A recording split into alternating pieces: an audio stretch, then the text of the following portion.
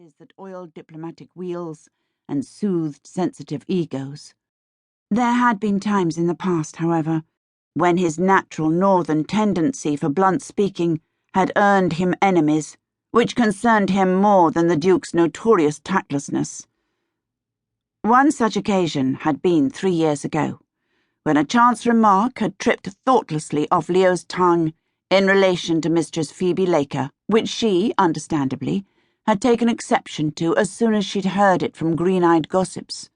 There had been little love lost between them even before this incident, and less so afterwards, but the repercussions had been tragic, to say the least, since when Phoebe had only visited Elizabeth at Ham House when she knew the Duke and his faithful secretary would not be in residence. To Phoebe's mind, Scotland was not too far away for them. "As you wish. There is some paperwork for him to do in my library." The Duke took her hand again, leading her down to the great hall, where a large billiard table occupied the centre of the black and white marble floor. A fire burned in the iron fireplace on the largest wall, even though it was June, and on the mantel-shelf stood 2 large plaster figures in Greco-Roman helmets, their scanty drapes defying gravity, Mars and Minerva. Elizabeth had explained to her husband's initial and not altogether polite astonishment, based on her own mother and father, the first Earl and Countess of Dysart. As the eldest daughter, Elizabeth was now a countess in her own right, since the Scottish title was allowed to pass into the female line, but the higher-ranking title of Duchess was the one by which she had been known these last 4 years. "Good," she said. "Then keep him there till I give the word. Phoebe has not seen all the latest editions yet."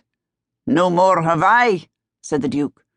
"Whose idea was the billiard table?" Elizabeth could see the expenses adding up inside his head, and was quick to forestall the inevitable questions. "It was mine, John. It's for you. Oh, dear. You're not going to chide me for overspending, are you? It has to look right, dear, after all the rebuilding. It's no use hoping the royals will stay, is it, if we don't offer them the very best?" "Och, lassie, I've never chided you on that, have I? The place badly needed more rooms, and a wee lick of paint, I know, and you had to replace the plate that was melted down for the last King's War. Is that why you've invited your friends over, so they can take a peek at all your newest gewgaws?" Patting her bunched red-gold ringlets, Elizabeth frowned at a footman who appeared at the outer door. "No, not entirely. I asked Phoebe again because her mamma and I were good friends, and because I promised her I'd keep an eye on Phoebe if anything should happen. Well, it did, didn't it? So I've kept my promise. What is it, man?" she snapped at the hovering footman, who had opened and closed the door several times while she was talking. "You can see—" "What?" "Oh, my Lord!"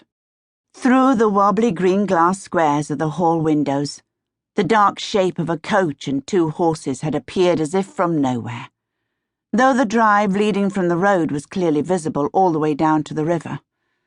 Guessing that his orders were about to change, the footman threw open the heavy doors just in time for her Grace's voluminous green brocade skirts to squeeze through the gap and for her to sweep down the first shallow flight of steps before halting uncertainly.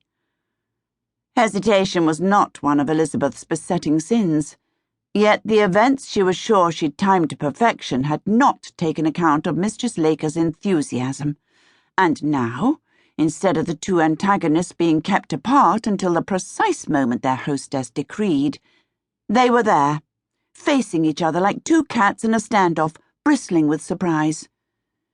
Yet it was Elizabeth's appearance that redirected Mistress Laker's attention from the uncomfortable situation in which neither she nor Sir Leo had offered a single word of greeting. Having arrived on the scene too late to make himself useful, Sir Leo bowed as she emerged like a beautiful butterfly from the low-slung coach, the floating blue and silver tissue that trailed from one silk-clad shoulder adding to the illusion. Her neat ankles disappeared beneath the hem of the deep blue silk skirt.